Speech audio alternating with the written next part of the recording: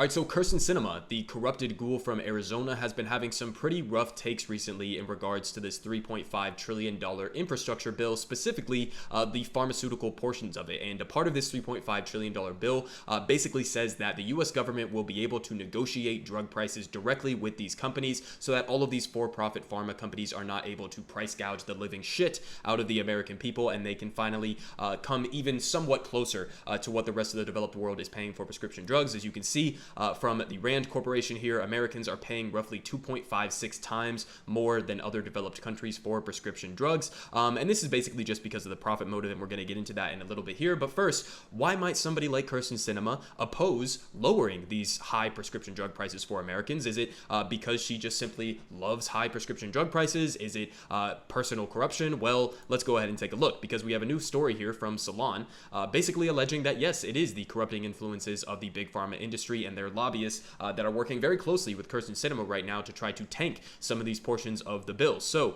big pharma medical firms donated $750,000 to Kyrsten Sinema, and then she opposed the drug bill. Democrats, who now oppose the plan to lower prescription drug costs, are accused of carrying water for big pharma.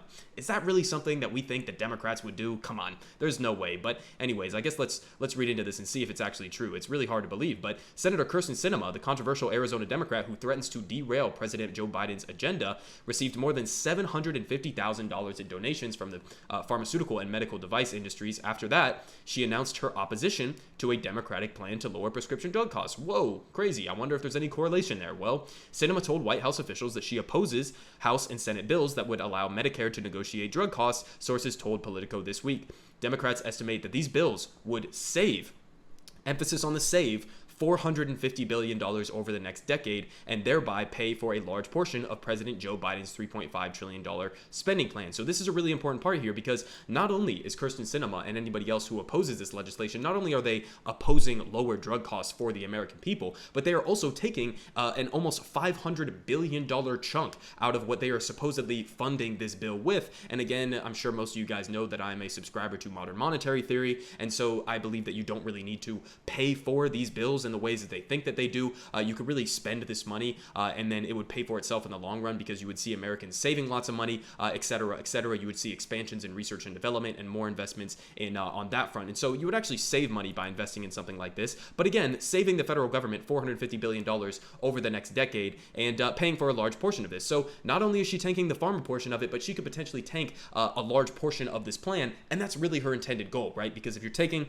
$500 billion out of that $3.5 trillion, now suddenly we're only at $3 trillion that they can afford to pay for. And so that's exactly what her intention is. But they continue saying that the budget bill would expand childcare, healthcare, and paid family leave, and would fund programs to combat climate change, among other measures. And 3 House Democrats have also balked at the plan, although they have offered a centrist alternative that would drastically limit which drugs are subject to Medicare negotiation. Sinema reportedly opposes that proposal as well. And during her successful 2018 campaign, Sinema, of course, repeatedly vowed, just like every other Democrat who ran during this year, to lower prescription drug prices and drug costs for seniors. So she runs on one thing, obviously then backtracks once the big moneyed influences are doing exactly that and influencing her. But they continue saying that Sinema is a longtime favorite of the pharmaceutical industry and now appears ready to undermine Biden's entire agenda as Big Pharma wages a lobbying blitz in hopes of torpedoing the bill, which nearly 90% of voter support. Okay, so Kyrsten Sinema is against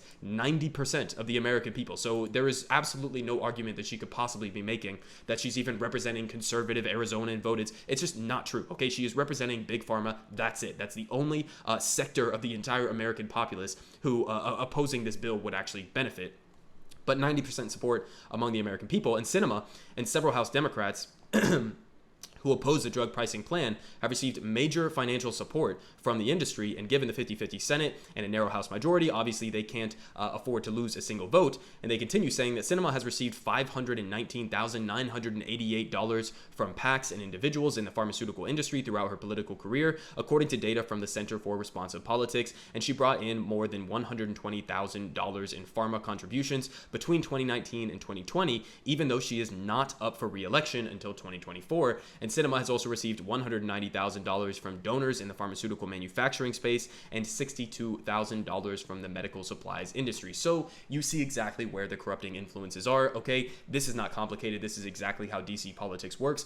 You have politicians, and this type of corruption really should be illegal in my mind, but this is how our political system works, right? You have all of these lobbyists and all of these gigantic billion-dollar profitable corporations that dump money into these people's campaigns, and it's a you scratch my back, I'll scratch yours situation. They turn around and they oppose or support legislation that is beneficial to their corporate donors, even when it is opposing what 90% of the American people want. So if you're wondering why we have such high prescription drug costs, if you're wondering why something can't be done about this, if you're wondering why Americans who happen to have something like diabetes have to go across the northern border to Canada to get their insulin, then this is why. It's because of evil motherfuckers like this who are willing to prioritize these gigantic corrupting influences over the American people, and again, saving the government money. So it's not as if she can even make the argument of, oh, well, this is going to cost us too much money, there's no way we could afford it. No, this would literally save the government hundreds of billions of dollars, as well as save the American people, obviously, hundreds of billions of dollars. And so we know exactly why she's doing this, okay? She is entirely corrupted.